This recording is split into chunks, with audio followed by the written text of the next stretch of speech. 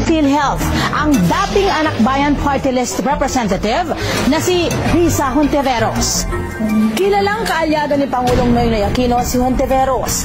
Natalo siya sa pagkasenador noong eleksyon 2013. Makaraang maluklok bilang director ng healthcare provider sector ng PhilHealth. Kabi-kabila ang naglabasang print at TV ads ng ahensya kung saan bumibida si Hontiveros. Ayon sa Trade Union Congress of the Philippines o TUCP, nagkakahalaga ng mahigit 400,000 piso ang isang TV ad na ume-ere ng 30 segundo. Ang tanong, sino kaya ang nagbayad sa print at TV ads na ito?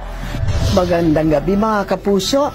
Ang ating panauhin ngayong gabi ay si Alex Padilla, CEO and President of PhilHealth. Si Risa Hontiveros was appointed in June of this year